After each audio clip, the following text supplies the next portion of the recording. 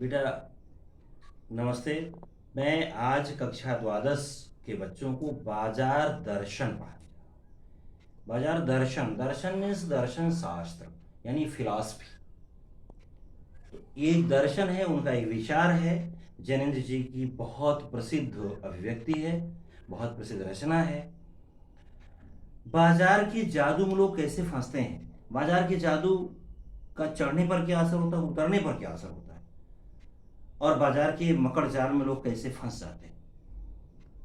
न फंसें, संयमी रहें, इसके बारे में उन्होंने अपने दर्शन को प्रस्तुत किया है। बताते हैं, एक दिन जैनेन्द्र जी को उनके एक मित्र मिले, पूरे ऊपर से नीचे तक तमाम पैकेट लिए हुए हैं, बहुत सारे सामान, थैले, और बगल उनकी धर्मपत्नी भी हैं, वो भी काफ़ी सामान लिए हुए हैं। मिलते हैं, नमस्ते करते हैं, पूछते हैं।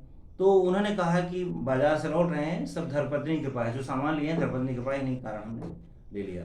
अब मेरे पास सिर्फ रेलवे के टिकट बचे हैं। सब सपोज आप जैसे मान लीजिए आपके माता पिता लखनऊ गए, तो रेलवे के टिकट के लिए ही पैसे बचे, बाकी इसमें कुछ नहीं, यानी जब तक मेरे पैसा था खरीदारी कर देते। ठीक है, ये सब धर्मपत्नी की महिमा है। ये इन्होंने अपना दर्शन प्रस्तुत किया है कि ये धर्मपत्नी का महिमा है। मैं भी धर्मपत्नी का कायल हूँ। वास्तव में महिलाएं ही घर में गृहस्थी बनाती हैं, घर में गृहस्थी जोड़ती हैं। महिला ना हो तो घर गृहस्थी को कौन जोड़ेगा।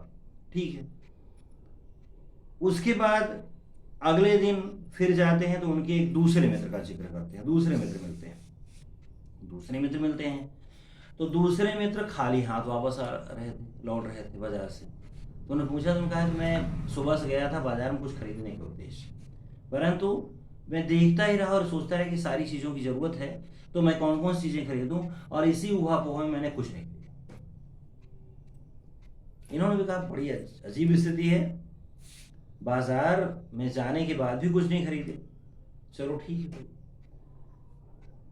अब उन्होंने ये बताया है कि बाजार का जादू क्या है, कि बाजार में जब हम जाते हैं तो बाजार में जो सामान लगे होते हैं, दुकानें सजी होती हैं, बाजार हमें आमंत्रित करता है, कहता है आओ मुझे लूटो और खुद लूटो, आओ मुझे लूटो और खुद लूटो। यानी खुद लूटोगे, यानी आप जब आप मुझे खरीदोगे, सारे सामान को ले लोगे, तो आप खुद लूट जाओगे, यानी आपके पास पैसे नहीं रहेंगे।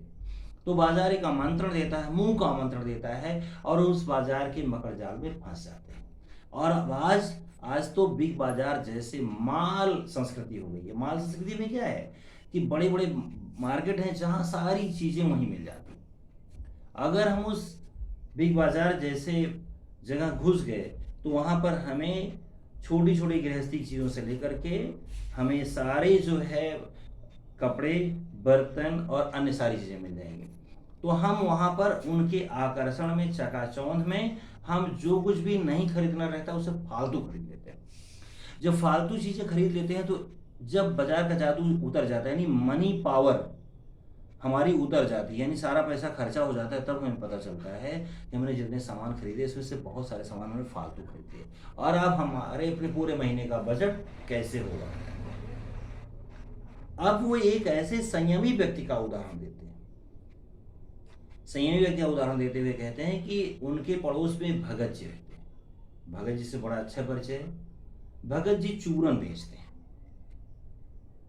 और वो प्रतिदिन बाजार जाते हैं। चौक में जाकर के एक पंसारी की दुकान से, यानी किराने की दुकान से, वे जीरा और नमक और चूरन बनाने वाले अन्य सामान को खरीदते हैं।